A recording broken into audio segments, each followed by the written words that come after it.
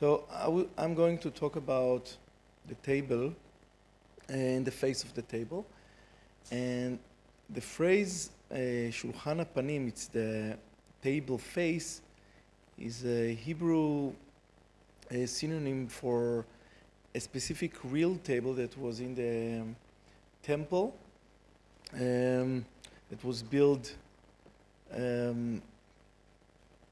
for those most sacred ceremonies that happen in rooms that people will not go there unless they are certified to be there. And of course, we don't have any picture of this table. But the name was very intriguing because it's talking about face, it's talking about showing something like a face, and talking about face, it's the place, the naked place that we show in our body most of the time, because most of our body is not naked. And this was said by the philosopher Emmanuel Levinas about the face. And I will start with 2003, where outside of a strategy that says there is no two democracies that ever had war between them, and it's actually quite true till today, the US gathered a coalition to conquer Iraq and transform it into a democracy. At the time, with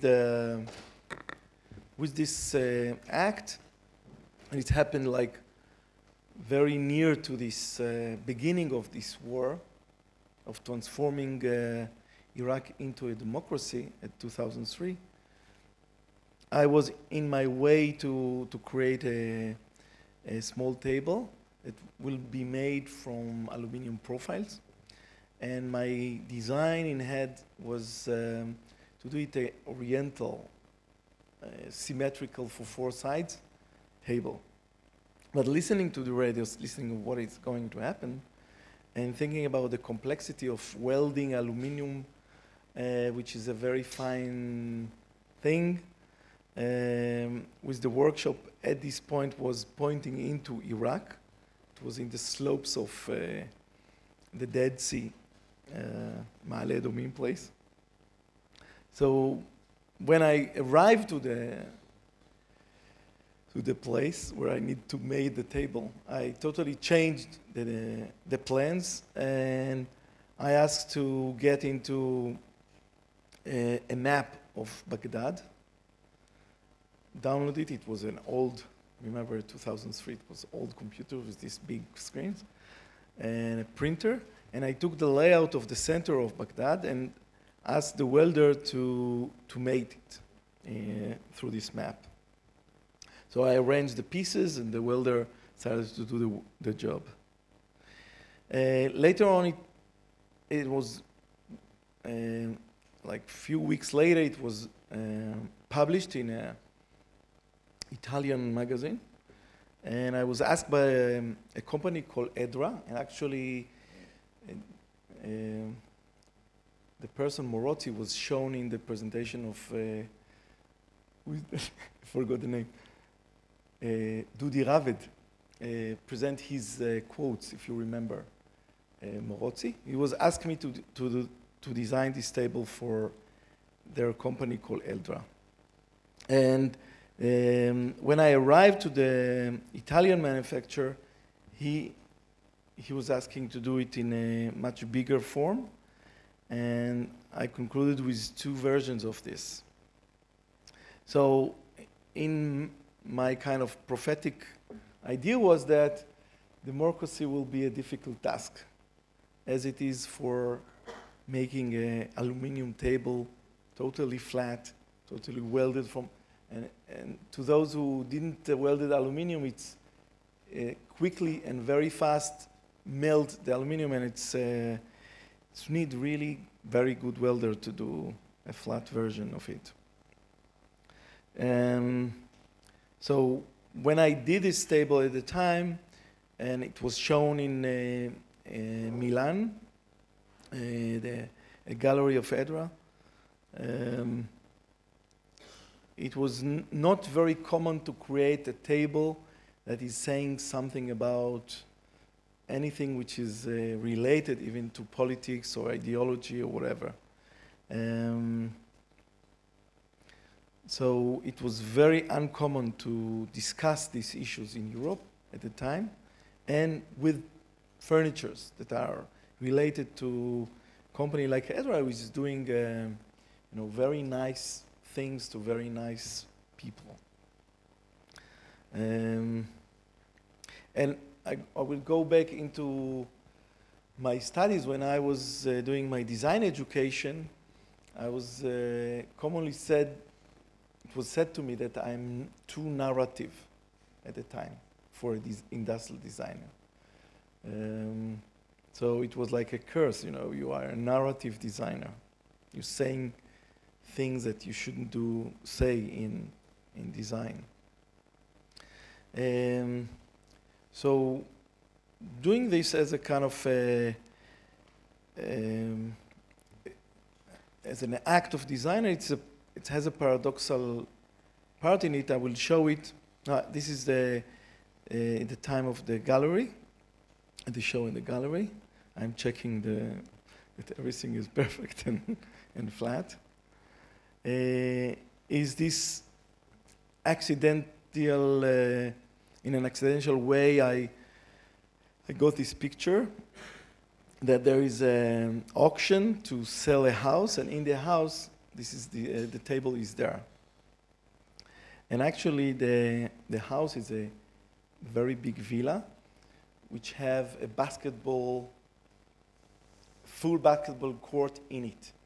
And can you guess who owns it? And the clue is number 23. Michael Jordan, yes. So in one hand, you're going to say very kind of prophetic and straight into what is current right now, 2003, in geopolitics. On the other hand, it's made by a company called Edra, who sell this stuff into very rich people, and they eat their breakfast and dinner on it. At the time, Morozzi was one of the great design manager, I think, in whole Europe. When I asked him, what would you say if someone will ask you to put a glass on it? And he said, I will tell him, first you need to kill me.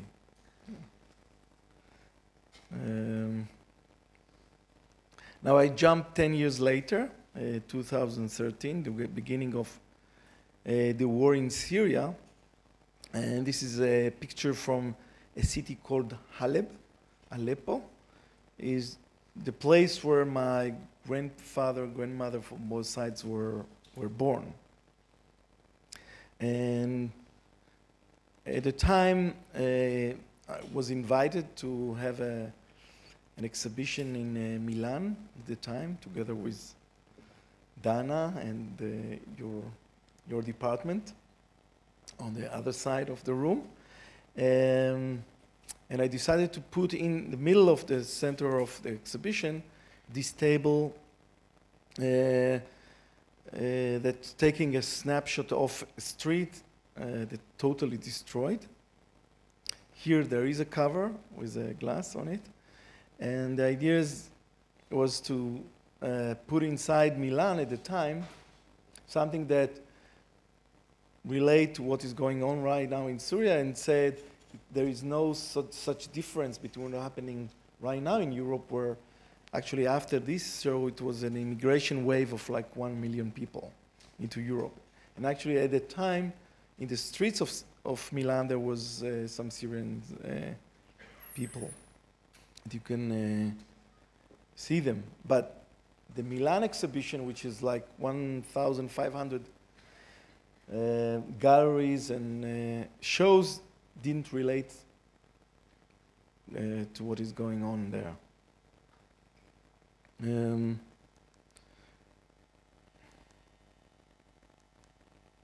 this is where it was made, with put on concrete plates that was broken, not by the visitors, but by me, by myself. And in this exhibition, there was another series of tables, which relates to different exhibition that I show later. And I show here another table which I was involved in, working with Keter Plastic, which is the second largest plastic company in the world, together with Division, and actually 2 people from HIT was involved in this table. And this was made as a kind of, let's say, what they call today democratic design. It was a very affordable table for children that you can see. I saw it in Cyprus kindergarten and many other places around Europe. And the question between these two is, what do you transfer through this? What do you transmit through this when you call this kind of democratic design, which is saying only it's affordable. But in a democratic design, it's very hard to persuade or convey any other messages. Of course, no political messages, and of course, not many other messages through it. Only as creative place that you can put your pencils or can put your paints in it, so it says this is a table for fostering creativity in children, not more than that. But the hidden agenda here was, we are not looking at this as a children furniture. This is what, when we started this, we are not going to do it as a children furniture. It's small, but we go into details as we will do an adult furniture. We will not do the furnitures, even if you see the colors that we started here and later on continue in Keter Kids company, wasn't the primary colors that was always used in Keter and other companies. So we use the subtle color of, that we really picked, of green, lime green actually, and different yellow, and then the pinks and everything. So it was a kind of an approach to, or this kind of table, which is a mix of a table bar and table for the outside, but also a cooler, a mix of two things. Affordable, only $70. Objective, which is Mechoz Chefetz. Mechoz Chefetz in Hebrew is, how would you translate it to Hebrew? Chefetz is an object, and Mechoz is a district.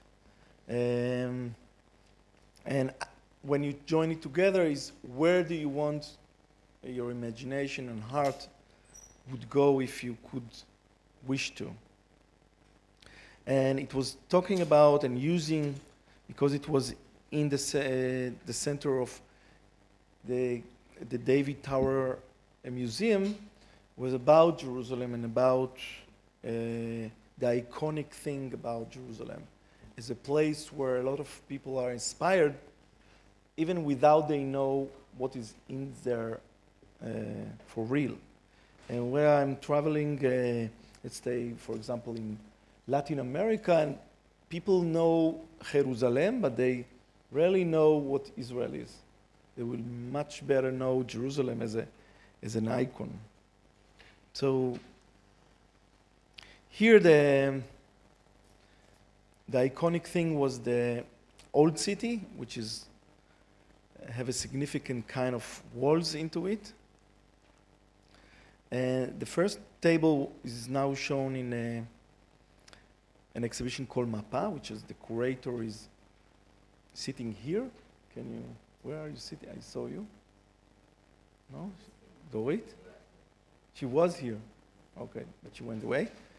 And it's very interesting because rarely designers are entering into the, we told about the Shulchan HaPanim, rarely designers will go into the temple of artists, where artists are there, designers are out. So it's very interesting mix of designers and artists at the same exhibition.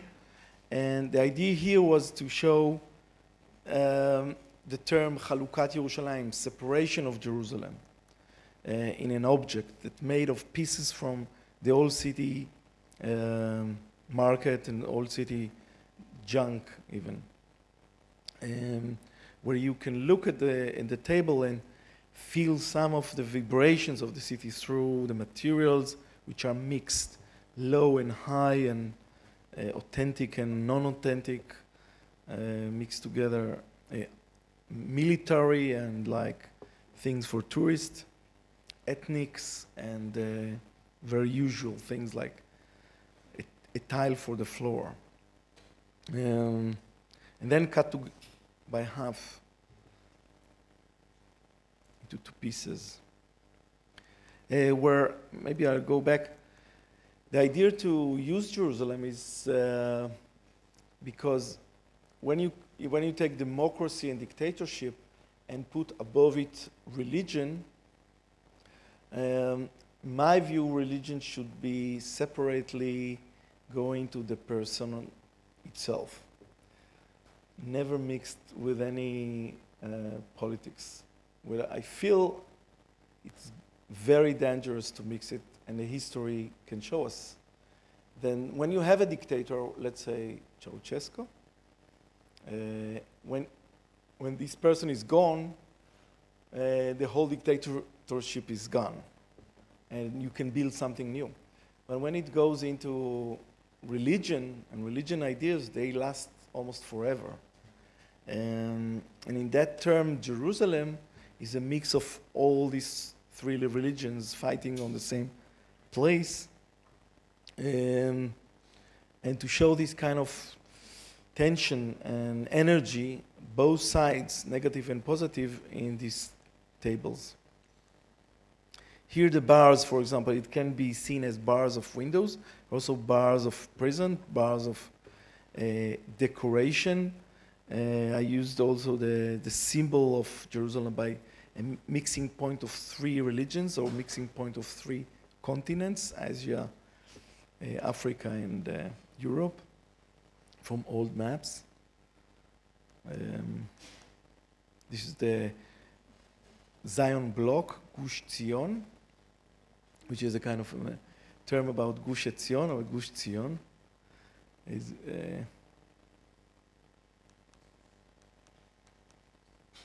In this table, for example, I really literally took things from the temple.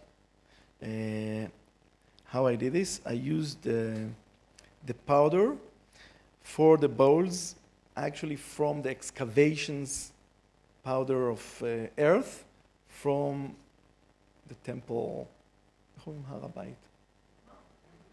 Mount Temple. So we got an agreement, it's okay to use it.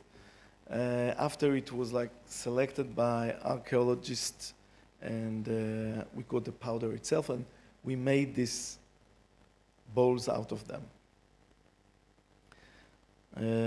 Because it's only earth, you know, and the fact that it comes from the temple's most sacred place doesn't make it different than earth, but yet it has a kind of a symbolic thing to it.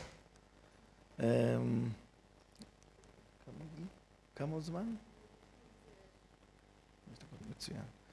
This is using Verneuil in Grasshopper to create the vision of the future of Jerusalem. It also have a lot of political issues to it. What kind of changes Jerusalem will go through with the growth of population in both Arabs and Jews and Christians. In 3 dimensions, the stone, Jerusalem stone, which actually is coming from Hebron, it's not from Jerusalem, carved by hand, and then first put by technology, and then engraved by hand from the below. Then using another part of technology is this music table that each one of the cups create a kind of a loop of one specific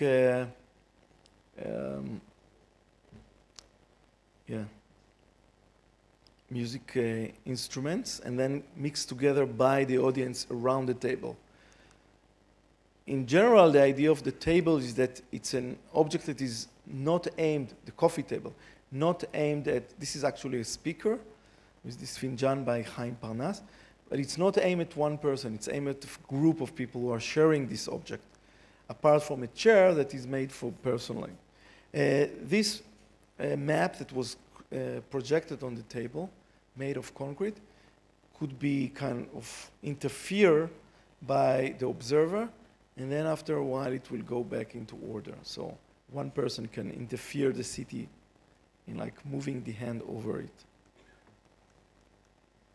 This is the too much excavation to Jerusalem. We create this kind of dystopia. And this is a funny story because we showed an exhibition in Kyoto, and it was the day of two holy cities, Kyoto and Jerusalem, coming together, and they asked me to show the tables, and I created a specific table for this show, which is the coffee, it's table on fire, or coffee on fire. And the idea here, it was to create a parallel ceremony to the tea ceremony of the Japanese ceremony, which is a religious act. So I said, what is our religious act about around the table? And I said, it's the coffee of the army service.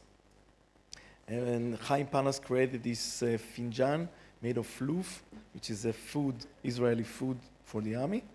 And we created this ceremony, trained Japanese students to create this black coffee, and it was really funny because the ambassador came and saw this loof and everything, and she started to laugh, and she was in the floor like.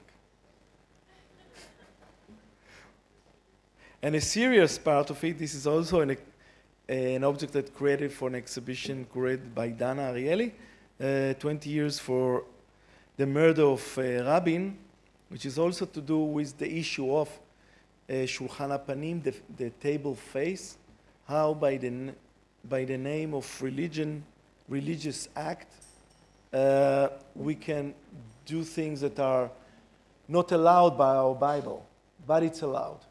Why it's allowed? Because it's a different story. So I created this map of the piazza of Rabin with the act printed in 3D.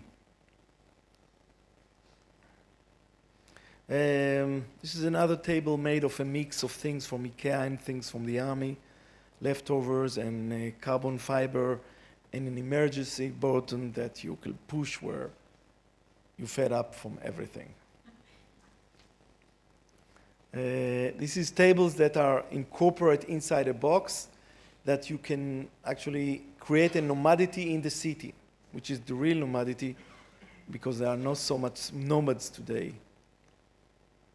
So the table incorporated with the sofa, with the mirror, with all the furnitures all together. These other tables that made from army leftover bomb crates that were used in Gaza at the time, and I went into the borders of Gaza Strip to collect these woods, created these few things that made this table, for example, that it looks like a vision of thermic camera. So it transforms everything to black and white, including water that is becoming black. It's called the Hebron coffee table, made of the glass of Hebron. And the last one is a project actually I redone after 15 years, where the first original table and chair was made during my studies in Bezalel, where actually Ron Arad was the tutor at the time for a week. And I created this collection of newspapers that actually capture the politics of the time. And then it becomes yellowish and more yellowish. And you can see the relationship between these kind of things collected together to the aluminum table that I showed you in the beginning. Thank you very much.